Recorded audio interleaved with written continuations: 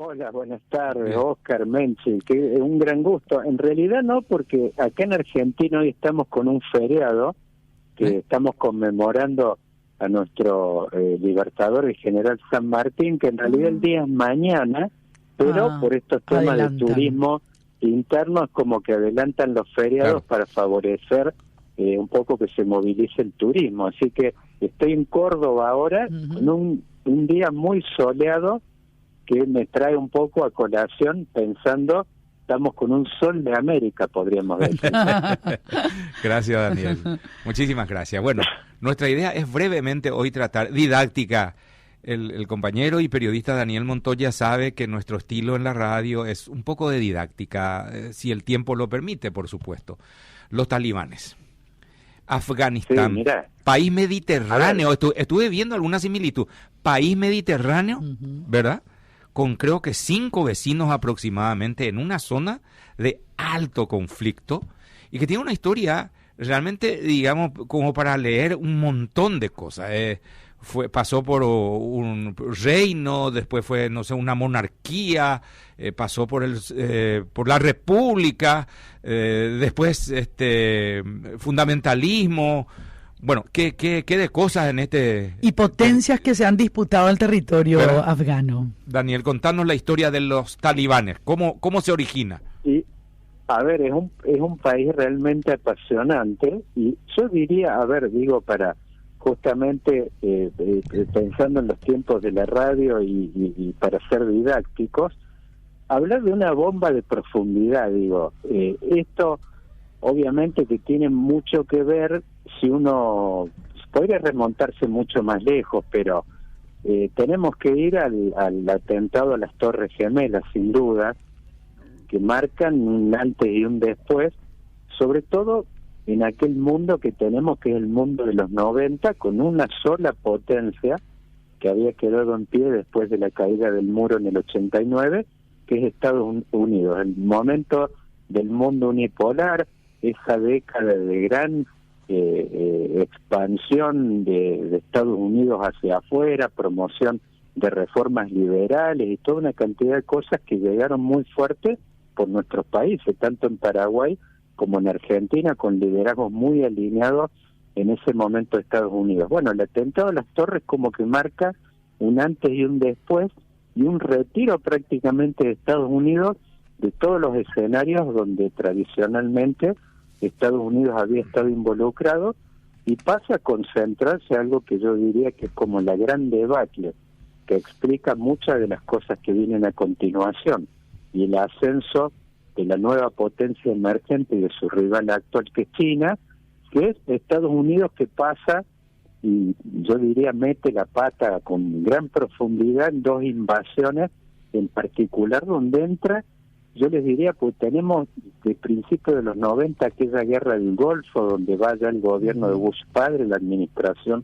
de Bush padre, ellos se involucran, pero en ningún momento llegan a, a entrar con profundidad, y como decías esto, Oscar, en un país que había tenido con una historia realmente de sucesivas invasiones donde nunca nadie llegó a arraigar con profundidad dentro. Bueno, el gobierno de Bush hijo, después de estos atentados a las Torres Gemelas, se le ocurre la bendita idea, con todo ese gobierno que le llamaban de los halcones neoconservadores, el tema de entrar tanto en Irak como en Afganistán con profundidad. Y montan fuerzas de ocupación, y yo digo esto para dimensionarlo económicamente.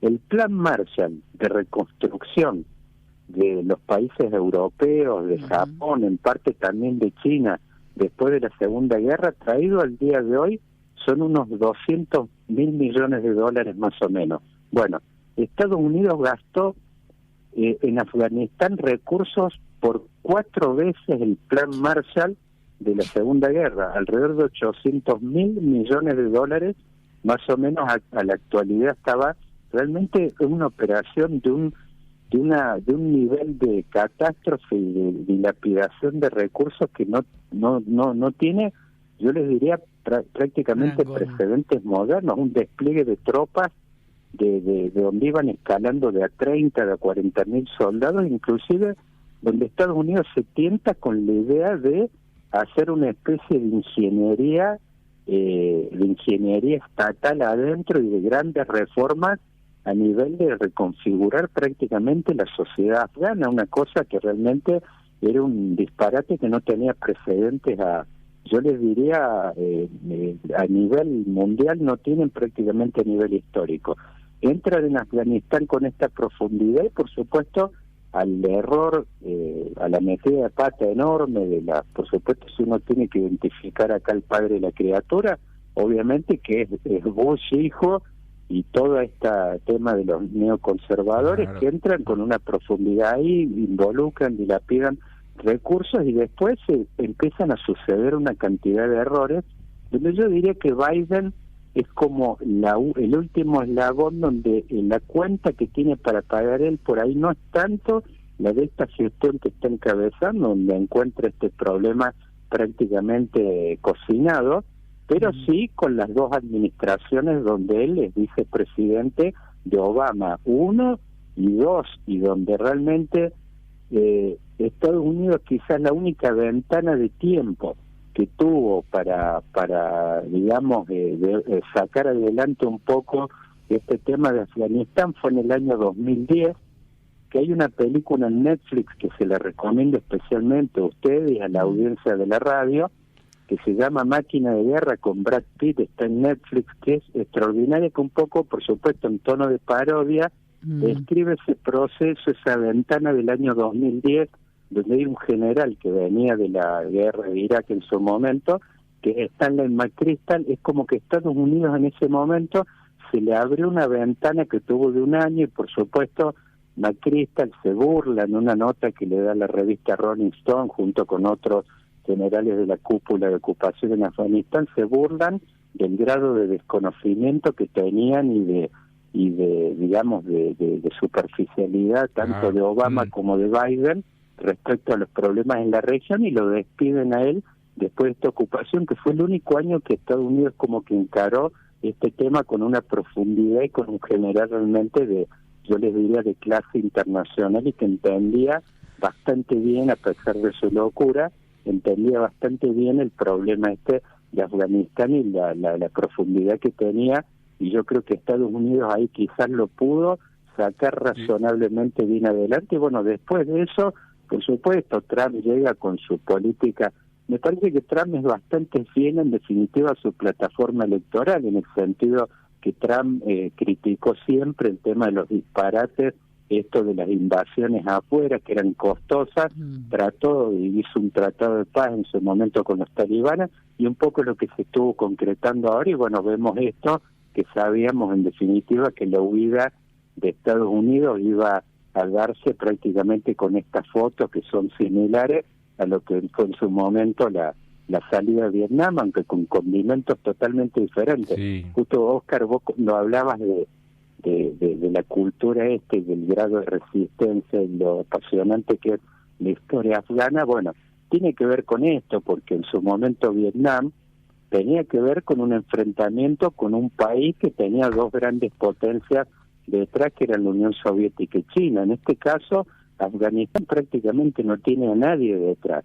O sea, son enfrentamientos de raíz netamente local, y donde aparece realmente una fuerza que alrededor de estos talibán, que obviamente son de un componente de una cultura islámica, yo diría, de raíz prácticamente milenaria, ahí adentro, donde ellos se han hecho lugar a sangre y fuego por la propia de ellos prácticamente, y por supuesto sí con el soporte. El 30% del PBI de Afganistán prácticamente proviene de la explotación del opio, digamos, proveniente de la amapola. O sea, la droga es un componente muy importante de la política en Afganistán en particular. ¿Qué se viene a partir de ahora, Daniel? ¿Qué podemos esperar, digamos? Porque pero en geopolítica, sí, porque en el interior de Kabul sobre todo. Ya, ¿vos viste lo de las presentadoras de televisión? Sí. De un estilo totalmente occidental, pelo suelto. Sí, no, para las mujeres esto es una tragedia, porque hubo avances en algún digamos que estaban en el medioevo, hubo algún que otro avance, las mujeres pudieron estudiar y ahora vuelven las mismas restricciones, hay mujeres que son esclavizadas sexualmente a los 8 o 9 años, dadas en matrimonio. ¿Qué podemos esperar? 24 prohibiciones aproximadamente una salieron. Locura. No.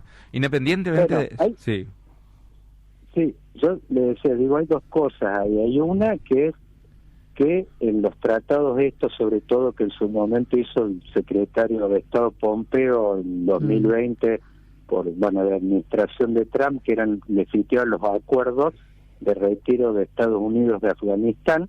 En ese momento los talibanes, en estos acuerdos en Doha, en Qatar, se comprometieron a, supuestamente ellos dicen de que no volvían los talibanes en la versión anterior que se dio en aquel momento, esto de las explotaciones sexuales, el tema de, por supuesto, de las estas explosiones, prácticamente aniquilación del acervo cultural de milenario que tiene Afganistán. Vimos hace una década atrás cómo volaban un montón de monumentos históricos. Entonces, bueno, supuestamente, yo le diría, esto yo creo que no se les puede creer nada, prácticamente, y después hay otro tema, yo creo que en ese sentido lo que podemos esperar, tenemos que estar preparados como para ver lo peor, es el otro tema de que dicen algunos expertos en geopolítica en este momento que Estados Unidos de alguna manera esto tiene como telón de fondo, están jugando dos bandas, que es el enfrentamiento con China. Afganistán tiene fronteras con China y de alguna manera Estados Unidos se está retirando y le está dejando un polvorín en un país que está contiguo a China y de alguna forma es como una forma de tabicarlo, de bloquearle y decirle a China en definitiva, bueno, ustedes están tan preocupados por la proyección internacional de ustedes, ahora bueno, ocúpense del vecino. Bueno, dicen algunos expertos que estarían jugando dos bandas en ese sentido, y yo lo que les diría acá es dejar un gran signo de pregunta. Yo creo que muchas veces hemos visto cómo en la historia muchos de los conflictos, de las grandes guerras y de los grandes enfrentamientos han tenido que ver con errores de cálculo justamente. Yo creo que al deducirle a esta jugada o justificar esta jugada de Estados Unidos de retirarse de esta forma y prácticamente dejar un polvorín a nivel local con un supuesto interés o ventaja de bloquear la proyección de China tanto a nivel continental como a nivel internacional, por supuesto, es algo que uno tiene que dejar en un gran signo de pregunta porque son jugadas por ahí que en una de esas no nos deberíamos sorprender que así como hubo muchos cálculos en su momento en el involucramiento de Estados Unidos en Oriente, así como salieron mal, bueno, esto puede salir mal nuevamente y quizás no cumplir ningún objetivo respecto al tema de que supuestamente Estados Unidos está detrás de esto. Hay una jugada como a dos bandas de tratar de meterlo, por supuesto, a China en un flor de lío ahí a nivel regional. Pero bueno, eso es incierto. Bueno, vamos a ver qué movidas se dan a partir de este momento. Afganistán, yo recordaba los otros días la incidencia de los americanos. Rambo, uno de los capítulos de la serie de Rambo tiene que ver con una ayuda que le da a un grupo talibán, no sé si era talibán en realidad, pero era un grupo en la lucha contra los soviéticos, recordarás. Claro, es que tuvieron un papel muy importante en aquella invasión soviética, en aquella época, en los años 80, en definitiva, reflotando una vieja política de las relaciones internacionales donde uno dice, el enemigo de mi enemigo es mi amigo. En definitiva, eso fue, ellos alimentaron con recursos ahí está, y estos grupos, muy asociados a los atentados después de las Torres Gemelas y de Al-Qaeda, en definitiva tuvieron que ver mucho con el tema de grupos, digamos, insurgentes que en su momento habían sido amigos de Estados Unidos. Está muy bien pintado en esa película. Daniel, que disfrutes de tu estadía por allí, con el solcito pleno. Abrazo, Daniel. Les mando un fuerte abrazo. Igualmente.